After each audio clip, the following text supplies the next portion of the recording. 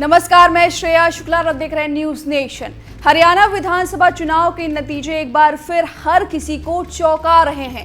कांग्रेस को बहुमत देने वाले एग्जिट पोल के लगभग सारे अनुमान धरे के धरे रह गए।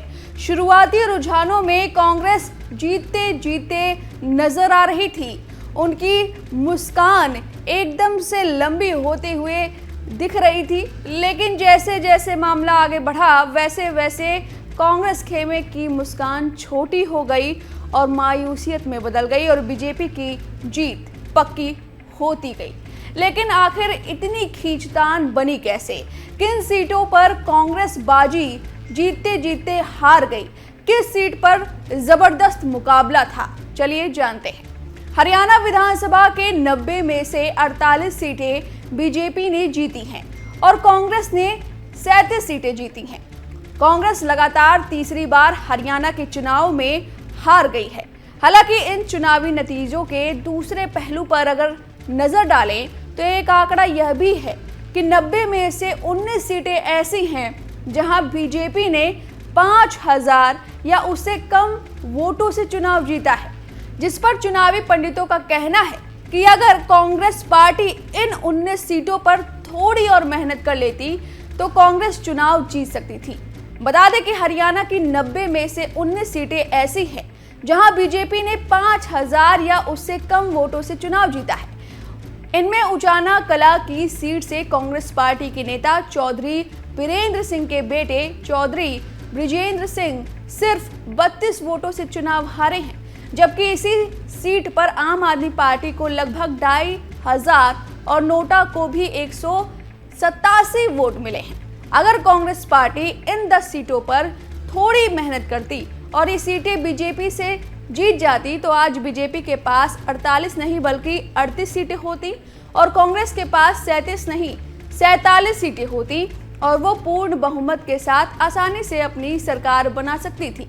लेकिन बीजेपी ने वोटों की इस लीकेज का फायदा उठाकर 5000 या उससे कम वोटों के अंतर से ये 10 सीटें जीत ली हैं और अब वो तीसरी बार हरियाणा में सरकार बनाएगी। लेकिन आखिर बीजेपी ने ऐसा क्या कमाल कर दिया कि हारी हुई बाजी पलट गई और कांग्रेस ने ऐसी कौन सी चूक कर दी जिसने जीतते जीतते पूरी बाजी ही बीजेपी को दे डाली? तो आपको बता दें कि बीजेपी ने बुनियादी मुद्दों को चुनाव में उठाया, जिसमें भ्रष्टाचार, बेरोजगारी, किसान और ग्राम पंचायतों को लेकर बड़े फैसले लिए। सीएम आवास में आम जनता का दरबार लगने लगा। जनता सीधे मुख्यमंत्री तक पहुंचने शिकायत करने लगी। दूसरा फैक्टर है कि चुनावी पंडित ने कहा है कि आरएसएस ने बीजेपी का पूरा साथ दिया है। उसने गांव में काफी मेहनत की है। शुरुआती अनुमान के मुताबिक ग्रामीण इलाके की 61 में से 45 सीटें कांग्रेस जीत सकती थी और 10 सीटें बीजेपी जीत सकती थी। लेकिन एक्सपर्ट बताते हैं कि आरएसएस की मदद से बीजेपी ने ग्रामीण इलाके में 29 सीटें जीती हैं और कांग्रेस को भी इतनी ही सीटों पर जीत मिली है। तीसरा फैक्टर है कि विपक्षी दलों के बिखराव में भी बीजेपी को काफी फायदा हुआ है। हरियाणा में इंडियन नेशनल लोक दल और बहुजन समाज पार्टी के गठबंधन को 6% वोट मिले हैं। निर्दलीय उम्मीदवारों को 11% वोट मिले हैं। आम आदमी पार्टी को 1.8% वोट मिले हैं और जननायक जनता पार्टी को लगभग 1% वोट मिले हैं। और विपक्षी दलों के अलग अलग चुनाव लड़ने से ही बीजेपी को बड़ा फायदा हुआ है। चौथा, कांग्रेस के अति आत्मविश्वास से भी बीजेपी को फायदा हुआ है। हरियाणा में जो रुझान शुरुआती आए हैं और एग्जिट पोल जो बता रहे थे कांग्रेस को बहुमत दिला रहे थे और कांग्रेस प्रफुल्लित थी, खुशी में झूम रही थी, लेकिन उसके साथ खेल हो गया जो छत्तीसगढ़ और मध्य प्रदेश में हो गया। हरियाणा में भी उतने ही कॉन्फिडेंस के साथ इन्होंने चुनाव लड़ा, लेकिन रिजल्ट उनके अनुसार नहीं आए। पांचवा जो फैक्टर है वो हरियाणा कांग्रेस की जो अंदरूनी लड़ाई से भी बीजेपी को फायदा हुआ। कुमारी शैलजा और भूपेंद्र सिंह हुड्डा के बीच जो मतभेद था वो किसी से छुपा नहीं। उससे कांग्रेस कई सीटों पर कमजोर हो गई।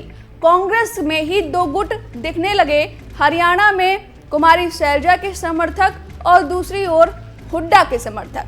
सीएम कौन बनेगा, इस खींचतान में बीजेपी बाजी मार गई और अब बीजेपी का सीएम बनेगा। इस तरह से ये कुछ 5 फैक्टर्स हैं जिसने बीजेपी को हारी हुई बाजी जीत दिला दी। और जहां जलेबी बांट रहे थे राहुल गांधी और इसी जलेबी पर अब पूरा बवाल खड़ा हो गया है, इस जलेबी पर ट्रोल हो रहे हैं राहुल गांधी।